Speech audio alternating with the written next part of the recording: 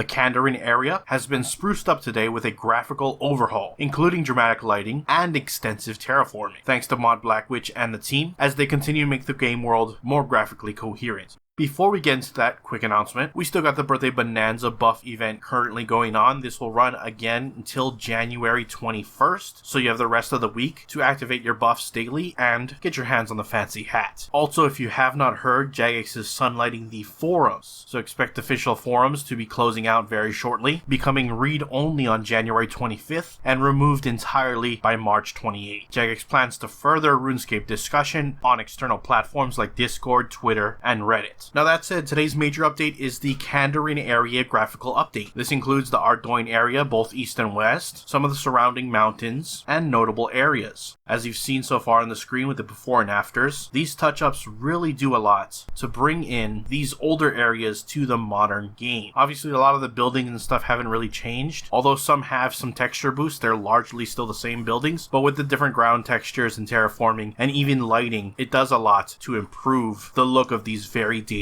areas. This is just one part in a further step to continue the work that is bringing the rest of the game world in line with more modern standards, so do look forward to that. They're also working on Relica, and that'll come later this year. Anyways, if you enjoyed the video so far, please hit that like button. If you're not subscribed yet and you'd like to stay up to date on all things RuneScape related, then hit that subscribe button. Thank you. Having said that, we're going to take a look at the patch notes now and see what's been updated with today's update. Starting off, there was a hotfix that fixed an issue with keepsake items not functioning properly. Next, we got some Vorkath and Zemmereagle changes. They removed a safe spot from Zemmereagle's Bone Spike's attack during the Battle of Forinthry. The new Sirenic and Dracolith set effects now work in PvP. The contents of a Death Warden Nexus are now visible after death. A typo in the Dracolich armor tooltip has been removed. Zemmereagle's voice lines during the Battle of Forinthry have been trimmed down. He will now shout at you less. Slightly tweak the timing of Vorkath's hovering breath attack so that the animation lines up with the damage hit better. Fixed a crash when both a player and Zemmereagle die at the same time. Fixed an issue where Vorkath was no longer treated as a correct priority by the Death Skull ability after a skeletal shielder has been killed. Undead Dragon, Dracolich, and Elite Dracolith armored pieces now have unique weights. Moving on to some general changes, the Ancient Awakening cutscene progresses without interruption while the player is wearing the Ring of Death. Laniakea's special tasks can now be cancelled using Slayer points just like all other special tasks. Fixed an issue that caused the Death Warden armor set tier 50 and 60 to stretch when the rock climbing animation is played. Stretching does not occur when equipping the Skull Lantern with the 20th anniversary cape override. The stretching of the augmented Skull Lantern doesn't occur on any obstacle in the Perthinus agility course. The Christmas War Suit is now displayed correctly. Removed multiple Force Walk tiles from the Grand Exchange. Attuning the boss portal to a certain boss now matches the voice line. A Clockwork Syringe quest now points towards the player's correct player-owned house instead of Polnovich player-owned house. Starting location for the Gower quest now leads to Andrew Gower. Fixed an issue where players were unable to rest while the Running Scared override was applied. The click box is now aligned to the model of Tolna's human form during the quest of Soul's Bane in the Rift. The blocking has been removed in the fence gaps south of Evil Dave's house. The Cake Hat keepsake stays in the keepsake's interface after logging out of the game. A black background screen has been added to block the view until everything has loaded up in your player-owned house. All instances of letter-style interfaces can now be closed with the X at the top right-hand corner. Highlighted items now set and unset correctly in the tool belt. Blocking has been added to the rocks southwest of Sentiston's entrance, preventing you from walking through terrain textures. The XP from Troll Invasion reward book is now correctly based on your progress made. Fixed an issue that stopped Abyssal Lords, Abyssal Savages, and Abyssal Beasts from dropping items from the Wilderness shared drop table. Using Sunshine and Death Swiftness with the Planted Feet perk active will now last 37.8 seconds to match Greater Sunshine and Greater Death Swiftness respectively. Greater Sunshine and Greater Death Swiftness have had their tooltip amended to more accurately display how long the abilities are active. Summon reinforcements within God Wars Dungeon 2 should no longer be able to enter a state where they can attack the player if the player uses AoE attacks of a summoning familiar. The Bladed Dive ability can be used with non-weapon offhand items and non-weapon main hand items items after unlocking it from the Shattered World's reward shop. Skull Scepter can be crafted if the player has another Skull Scepter keepsake. Reward caskets will no longer drop items on the ground if opened in short succession. Spam clicking. The inventory space required to open the treasure trail reward casket was increased by 1. 10 inventory spaces are now required to open the reward casket. The buffs of the Golden Cape hunt now expire as intended. The Blink boss no longer disappears after raising the pillar at the very last moment. The Terralith, Tempest, and Primeval sets, including all Acto variants, have had their tooltips updated to better reflect how many pieces are required to unlock the defensive ability cooldown reset chance. This is a visual change only and does not reflect a mechanical change. Reverting the Crystal Hatchet to the Dragon Hatchet will now show a confirmation message and won't use 4K harmonic dust. Fixed an issue with the Wilderness Sword teleport cooldown. Players should now be able to use the teleport to Wilderness flash events without waiting 45 minutes for the cooldown to be over if the teleport action was blocked. Laniakea's neck has been fixed and there's no longer holes in the texture while in the chat interface. The fountain in the east of Falor has been added back. Fixed lighting and shadows in Varrock and Fort Forinthry. And lastly, script errors during the heist sequence during the Heartstealer quest has been fixed. And that is it for your patch notes. Links to everything discussed in this video will be down in the description below. If you missed last week's video, it'll be on screen now. So I'll see you there if you do. Open that up. If not, I'll see you with the next news coverage video when that comes out. Until then, I am out. Aloha.